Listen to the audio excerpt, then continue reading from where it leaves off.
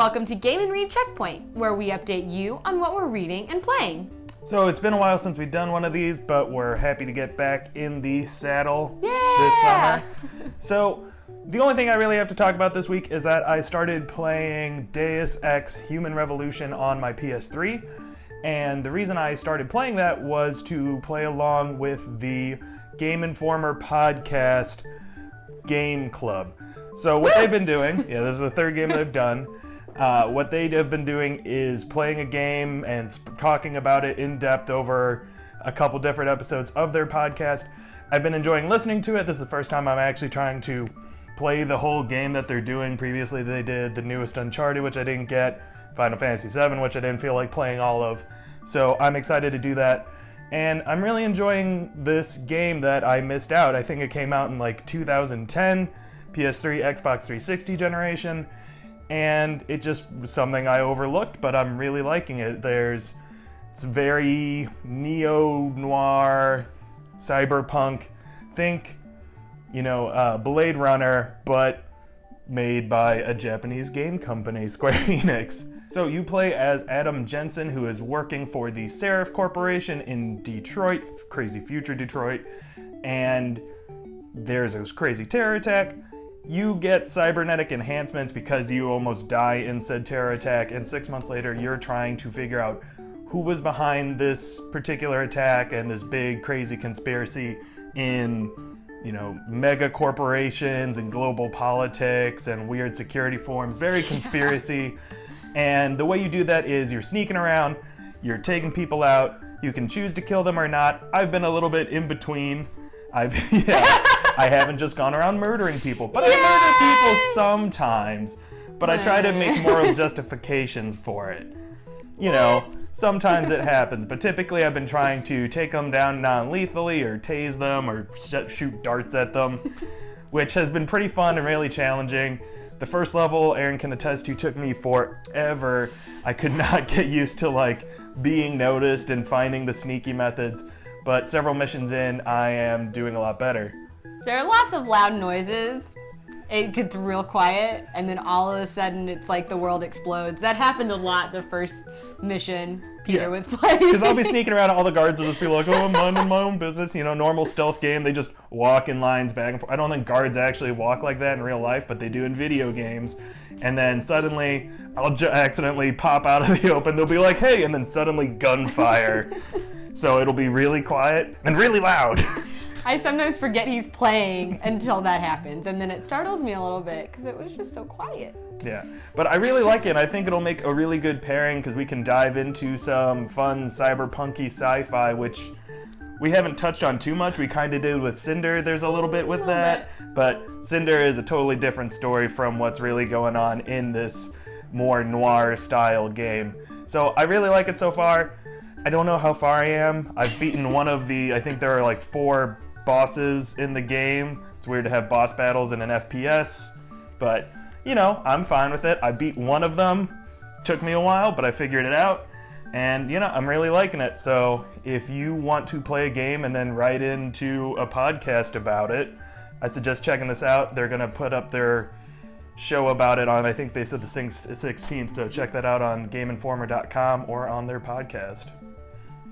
So in book news, I have been reading The Fisherman by Chigozi Obioma, and oh my goodness gracious, it's fantastic. So I first heard about The Fisherman last year, I think end of last year. I think I've mentioned it before, but I listen to a lot of Book Riot podcasts, and one of them is a new release podcast called All the Books. And I think at the end of last year, one of the women on All the Books talked about The Fisherman and said it was really phenomenal. It's about these brothers. They're living in Nigeria. They have been explicitly told not to go down to the river and fish, and of course, what do? They go down to the river and fish, but then it turns out that one day they have an encounter with the town madman, and things fall apart from there. And I am almost done with it. I probably have another 70 pages to go, and it is just heartbreaking and fantastically written, and I just get so wrapped up in the story, and it's just such an amazing book.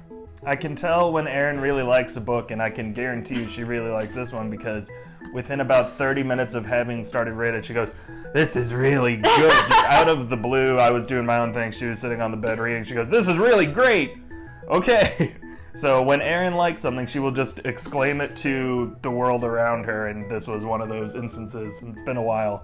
It's amazing. I mean, it's just, Obioma is such a phenomenal writer, and the way he crafts sentences and paragraphs and chapters, it's just phenomenal. So if you are at all interested, you should be, because it's really great, and you can go pick it up. It's at the library. Well, I'm sure it's at the library. That's where I got ours that I borrowed from the library. So that is The Fisherman by Chigozi Obioma.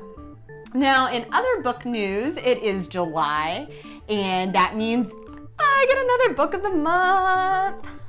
Did you read the last one already? Okay, so I haven't actually read my June pick, which was Enchanted Islands. Enchanted Islands, it's about spies in the Galapagos. Haven't gotten to it yet. There's a lot of books in the world, y'all. But July, I'm super pumped because one of the picks, and the one I of course had to pick, is Rich and Pretty by Rumaan Alam.